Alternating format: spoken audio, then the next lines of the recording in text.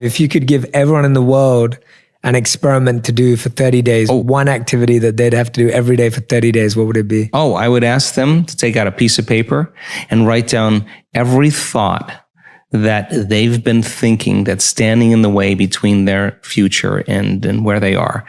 To write down every habit or behavior, even how they speak, that stops them from becoming the person that is healthy, wealthy, or free.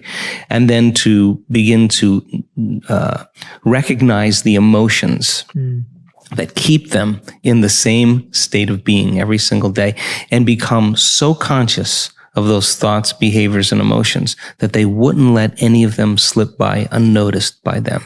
Then I would have them write down the thoughts they do want to fire and wire in their brain.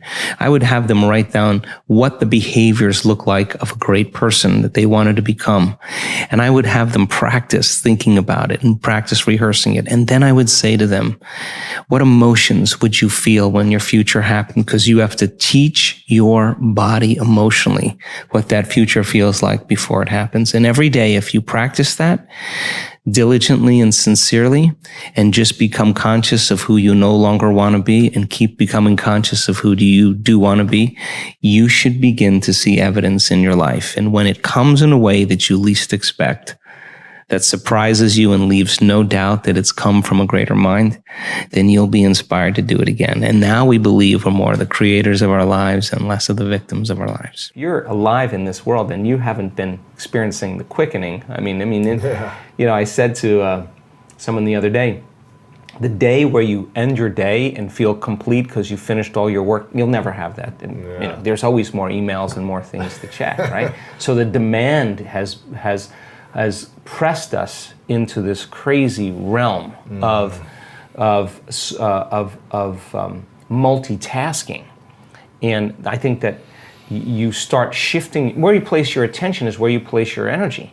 So if you're shifting your attention all over the board, your energy is scattered. Yeah. So then when you start disconnecting from everybody, your boss, your coworker, the news, your cell phone, your computer, and you start going this way, I think it's into the present moment, then if where you place your attention is where you place your energy, and you're truly in the present moment, you got a lot of energy to execute. You got a lot of energy to use, and you want to be able to do that eyes open.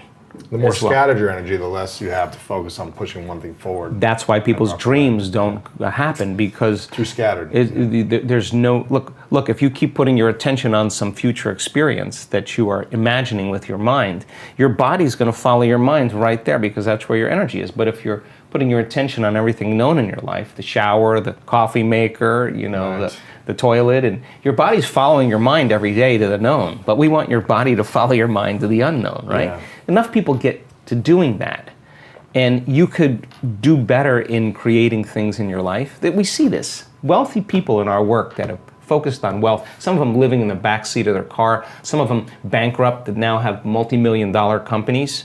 What do you think they want to do with that money? They want to give it away. Yeah, give back. Let me tell you why. Not because of any other reason, is that they now know that they could create more. Right. Well, why, if you're abundant, why abundance to me has changed? Abundance means I have more than I need, like way more than I need. So if I have way more than I need and I know how to create it, then take it. I'll create more of it. So now you're no longer holding on in scarcity. You're making a difference. So wealthy people that have created a lot of wealth in this work, they want to give back. They want to make a difference. And I think that that's how we're innately wired. Mm-hmm. I think we're all innately wired to care for one another, to make a difference. And the living organism, our community, we heal one another. That's what we do. Right. We inform one another. We encourage one another. We support one another. We shine for one another, not to outshine another person, to shine to show them that they can shine. And that to me is super healthy. Mm-hmm. So then I'm applauding your success, because I want you to succeed, because you're telling me that if you can do it, I can do it. Right. So there's no longer any separation. I think that's hopeful for the world. Then you start celebrating diversity. Then you're like, wow, you're way different than me. I want to study you, because I want to bring that into who I'm becoming. What are the things that disturb or disconnect our awakening and connection to the divine? A lot of times when people, they hit that point, they try to reproduce it the same way as we talked about, and you can't. Yeah, you can't do it the same way, because that's redundancy. But also, many times, we have the experience and we start to try. And because trying is matter trying to change matter, and so we're forcing, we're controlling, we're predicting, and then and when we do that, then of course we're in separation and we're waiting for the event to happen to feel the emotion, right? And I've done that long enough, and it's actually we have to lay down the very thing we used our whole life to get what we want for something greater to occur, and it takes practice of surrender, right? So that's one element. I also think that our responses emotionally, like let's just say that a person gets connected to the future. They get connected to the energy of their future. They feel it. It's really great. And then they start their day, and then 2 hours later, they're feeling something else because some person or some circumstance altered their state. Well, they just disconnected from the energy of the future, and now they're back to the energy of the past. Don't expect anything to change in your life because it doesn't work that way. So then when they get back to that old self again, then they say, what's wrong with me? I failed. They didn't do it right. No, that's all the program. You show up again and you go after it again. So familiar feelings cause us to no longer see through the lens of the future. We're seeing through the lens of the past. And we color reality that way. So I think familiar emotions get in the way as well. And then, of course, there's always belief. And a belief is just a thought you keep thinking over and over again until you hardwire it in your brain. And all beliefs are based on past experience. So a person has an experience, the stronger the emotion they have from that circumstance, the more they pay attention to the cause, and the brain freezes a frame, takes a snapshot, and that's called a memory. The moment they draw a conclusion about that experience, they'll think neurologically within those circuits, and they'll feel chemically within the boundaries of those emotions.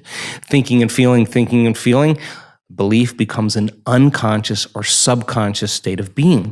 Most people don't even know they have beliefs about things, about God, about relationships, about money, because it's not a conscious thing, it's a subconscious thing. Yeah. So in order to change a belief or a perception about yourself and your life, you got to go all in.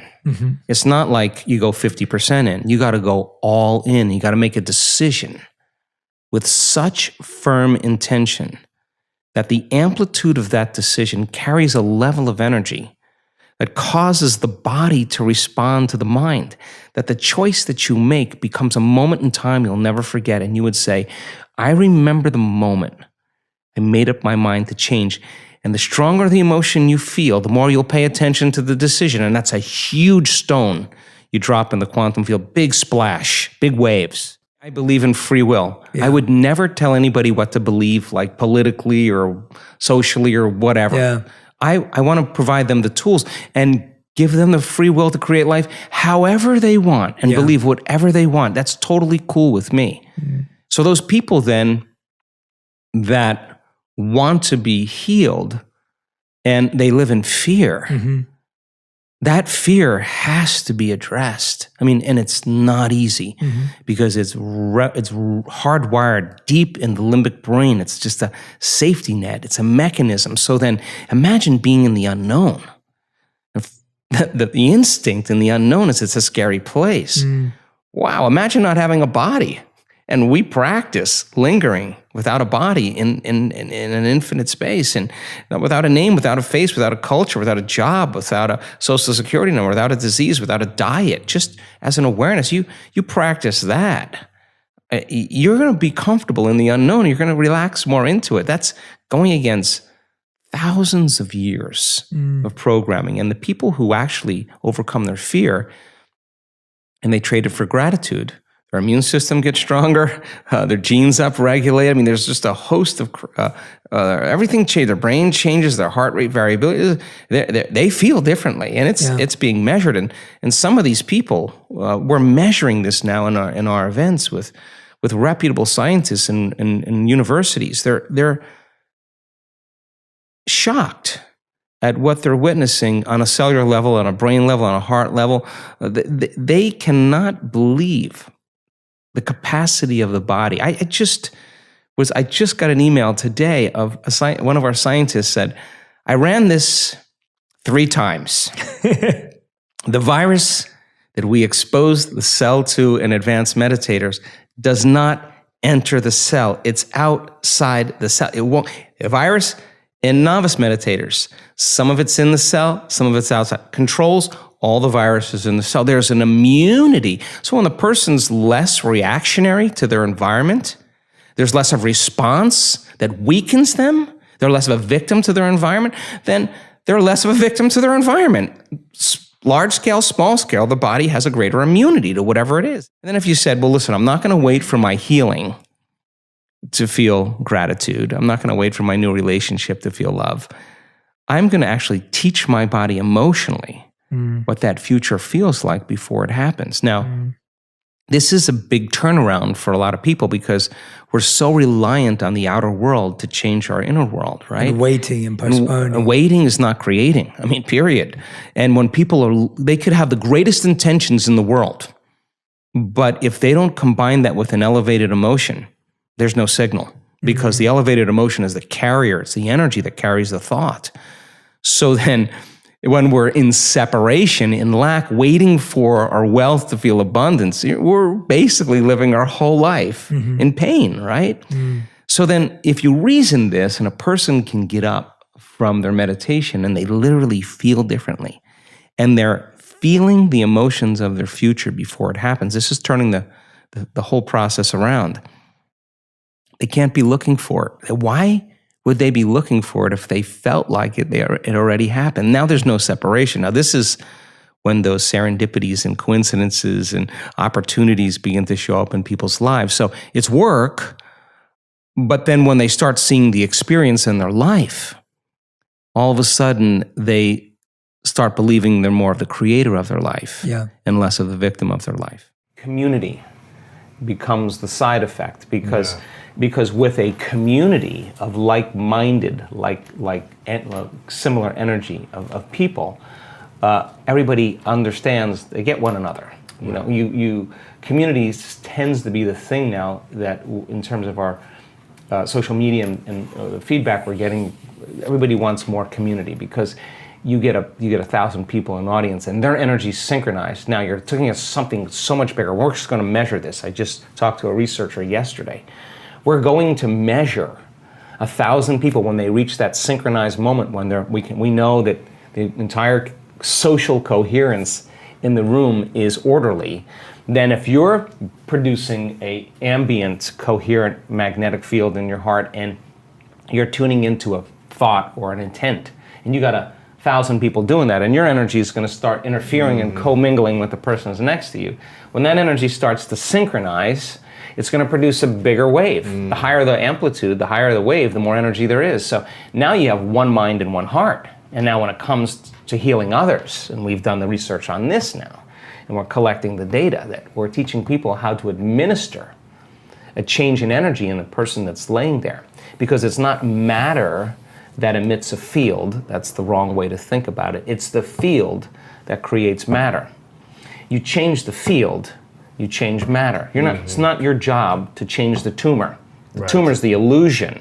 It's the pattern in the field that has to be changed. So once people start reversing this, then you start seeing tumors disappearing. You start seeing blind people seeing, deaf people hearing. You start seeing people with Parkinson's disease switch on. I mean, you start seeing stage 4 cancer is reversing because now you're swimming upstream. You're going to the headwaters and making that change. Bond University, university in Australia on the Gold Coast, senior researcher took the large majority of my brain scans, and she had them analyzed by her graduate students, and they statistically looked at everything. One of the most startling things for the research team was our community's ability to get to that point where there's nobody, no one, no thing, nowhere, no time. Now I'm talking 4 seconds.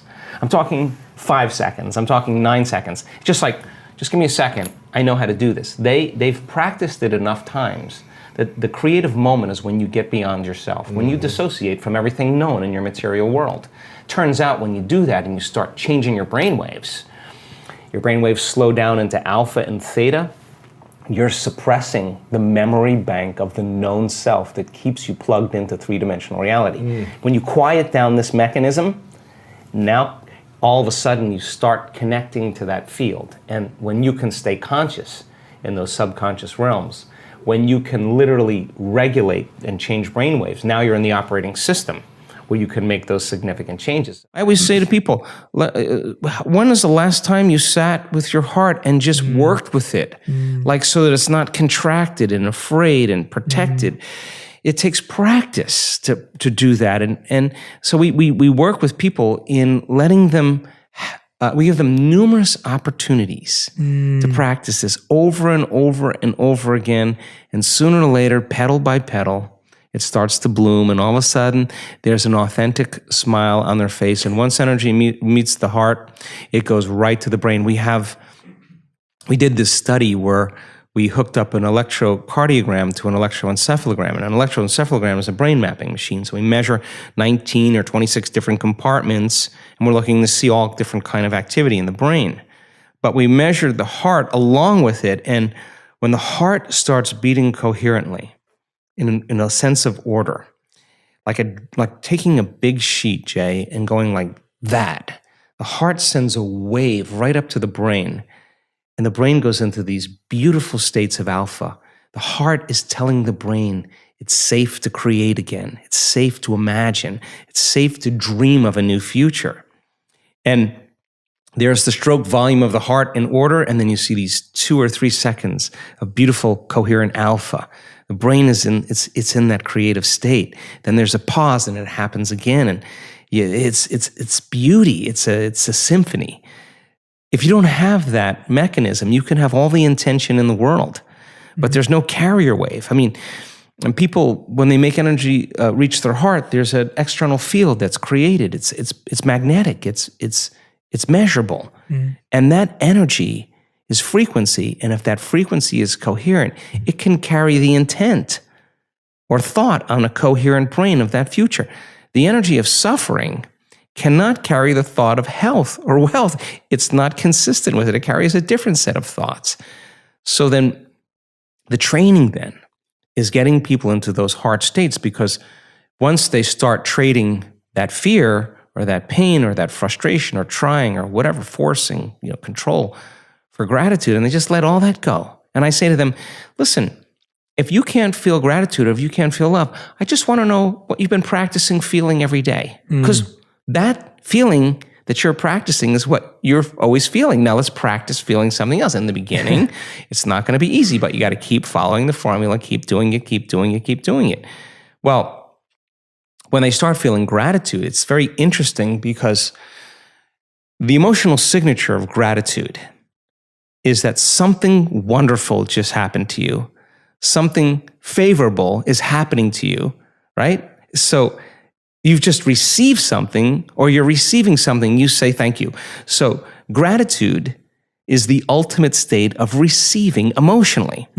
So when you move into a state of gratitude and you open your heart, you will accept, believe, and surrender to the thoughts equal to that emotional state, and you'll program your autonomic nervous system into a different destiny. You could say, I'm healthy, I'm healthy, I'm healthy, I'm wealthy, I'm wealthy, I'm wealthy, I'm wealthy, I'm free, I'm free, I'm free, and your body is conditioned into misery, and it's saying, no, you're not. No, and that thought stops right at the brainstem. It never makes it to the body, because the body is on a different program. So then, when the person starts trading that and they start opening their heart, well, their immune system gets stronger by 50%. 50% in 3 days, they start making immunoglobulins. Their body's natural defense against viruses and bacteria is 50%, not a little bit, a lot. That's one study. And so trading that, telling the body it's in the environment where it already happened. And so that's when the miracles start happening. That's when people say, I'm not doing anything. Well, of course you're not. You don't have to. What are a few things we can do to support our inner environment on a daily basis? Well, listen, the first thing and the most important thing for me is knowledge and information. Knowledge is really power, and knowledge and information about yourself should empower you. It should empower the self, right? So when we learn about the immune system and all it can do, and we say, oh my God, you mean not every virus gets to me? In fact, no. And the more you understand that, and the more you coax your immune system into love and into love. I just did this little thing on our social media where I was talking about the inner army of order and what would be the signal you would want that inner army to get. And so we created this meditation and we said, what would invincibility feel like? Signal your body and feel invincible. How would you feel if you had an uncompromising will, that you had more energy than you could possibly imagine? Show your body what it feels like, because it is that emotion of invincibility, that emotion of an uncompromising will to empower your inner world. And you have the intent of that's what it's for. Wow, get ready, because you're going to start creating a cadence and a rhythm where your body's going, whoa, what is all these new chemicals? What are all these new signals? Right. Hey, it's time. Hey. Now all of a sudden receptor sites on the T cells go, wow, we got some new signals coming from the boss here. Let's open up all those T cell receptors. Let's go. In fact, we would love a little fight right now, because we got a lot of time on our hands and we got all our receptors turned on. That would be a signal for your body. We also know that if you could just trade fear and frustration and resentment and suffering for an elevated emotion and truly open your heart again and practice doing that, you'll heal. You'll heal. You'll heal, because, all healings happen in the heart. If you give people sound information, and then they can repeat that information, they're wiring it in their brain. They're creating a new model of understanding. If you show them how to apply that information, if they do it properly, they will have some type of transformation. That transformation isn't something that causes people to feel bad or unworthy. It causes them to open their hearts.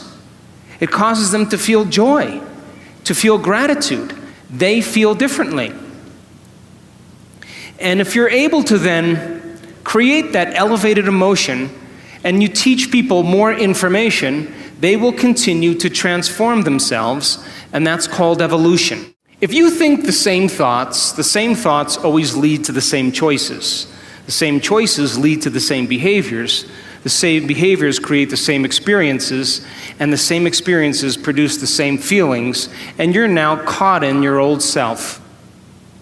But new thoughts should lead to new choices, and new choices should lead to new behaviors. New behaviors should create new experiences, and new experiences should create new emotions, and that should inspire evolution.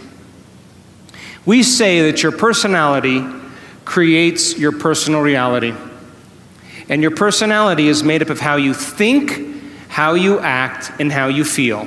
We could say that your personality is your state of being.